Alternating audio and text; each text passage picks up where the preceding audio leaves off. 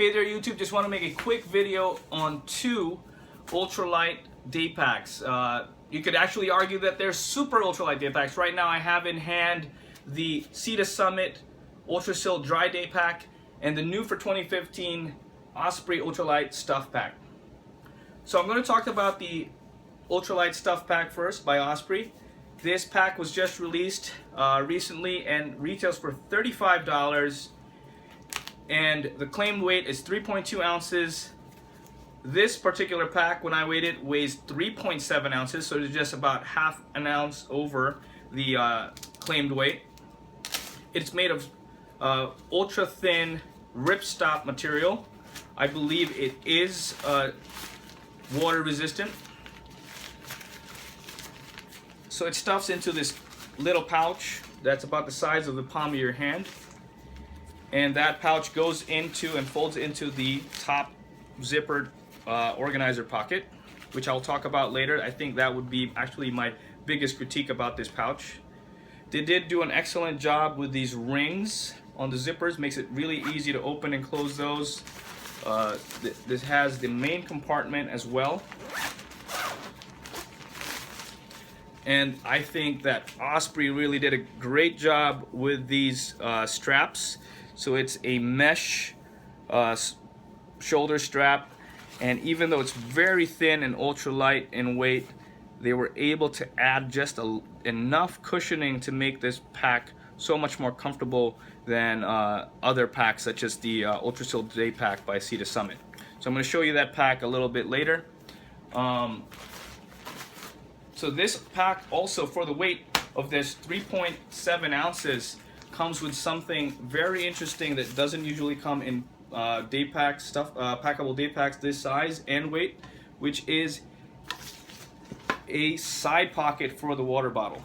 So as you can see, it easily fits a 1.5 liter smart water bottle and will easily fit a 1 liter Nalgene bottle. So now I'm going to go over my critiques on the top zipper, the top pocket. So for an organizer pocket, it is just the right size. As you can see, I could fit my hand in there, my open hand. And then my critique on the stuff pouch is that it folds in there but doesn't really have much of a function in there.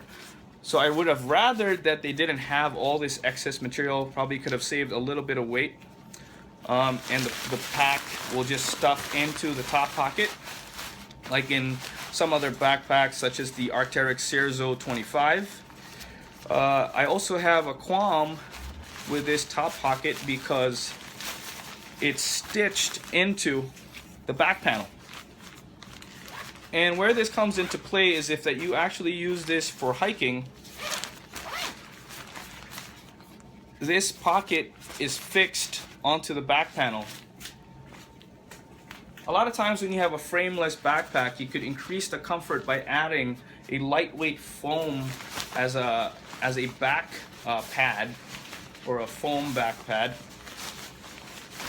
In this case, you could still use foam back here to increase the comfort, but if ever you put any type of items into the top pocket, such as, let's say you put your headlamp in there, now all those items would be sticking out and pressing up against your back. So I wish that they were able to just have that pocket sort of free to move about, so you could have it on top of the pad instead of behind it. So I'm going to show you the Summit Ultra-sil Dry Daypack, which comes in its own stuff pouch. The stuff pouch can be left behind, and it's 0.3 ounces. This day pack weighs in at 3.7 ounces, so it's an identical weight to the Osprey Ultralight Stuff Pack. The claimed weight is 3.5 ounces, so it's just a little bit over the claimed weight. As you can see, it does not have a water bottle pouch, but it can fit the foam back pad very easily because this is a top loading pack.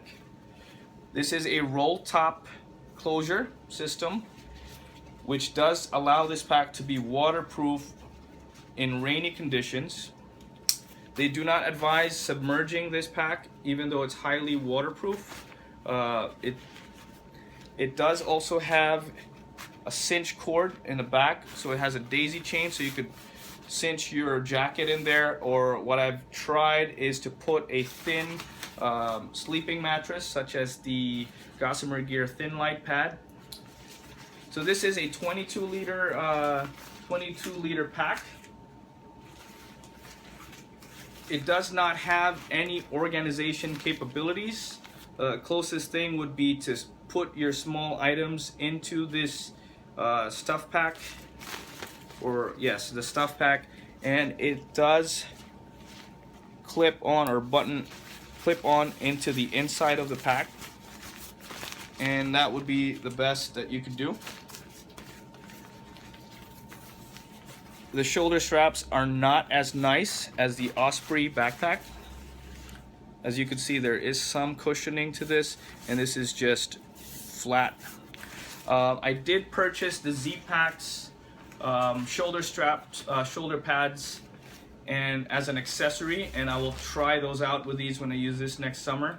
I am curious to see if there's any point to do super ultralight backpacking, which means that your base pack weight would be 5 pounds or below. It is a challenge, and a lot of people seem to like it, but I think you're giving up too much, and the difference between 5 and 8 pounds or even 5 and 10 pounds really just doesn't matter that much anymore. At least that's what I think at the moment. And I've been checking out the Zpacks Zero backpack for a while. That's made of Cuban fiber, and it's much stronger than these two packs. But that pack is at a minimum $95 for the 27 liter pack, and the 16 liter pack is $85. And once you start adding on the accessories, it could go easily into the 150 range.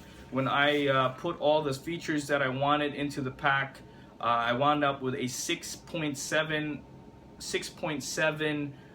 or 7 ounce to 8 ounce pack, and it cost $190. I did not purchase that pack, but I did want to see how much it would cost. So this particular pack, the Summit Ultra-sil Daypack, or the Dry Daypack, is $55 and can be purchased easily at an REI. So REI.com does sell this pack. Amazon sells it. And this right now is in backcountry.com and also Amazon. I purchased this on Amazon and quickly arrived 2 days after I ordered it. This pack is $35. So for those who just wanted to try super ultralight backpacking like I do, this is a great alternative to the Zpacks Zero Pack and similar packs to that. This will easily hold a tarp shelter, so I'm planning to use with the Summit tarp poncho and just the Summit Nano Ultra-sil bug net. Oh yeah, and that setup will be about 1 pound for my shelter, and I'm gonna try to keep my base weight to about 4 to 5 pounds, and try to see what kind of food I could put in here. Probably just gonna be Cliff Bars and no cooked meals. I'm gonna try this out for an overnight. Very curious to try that out.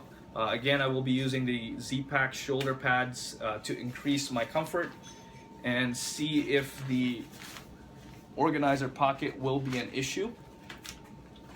So I'm planning to use both of these packs next summer and try out super ultralight backpacking for the first time for an overnight. And once again, this is the Osprey Ultralight Stuff Pack that retails for $35 and weighs in at 3.7 ounces.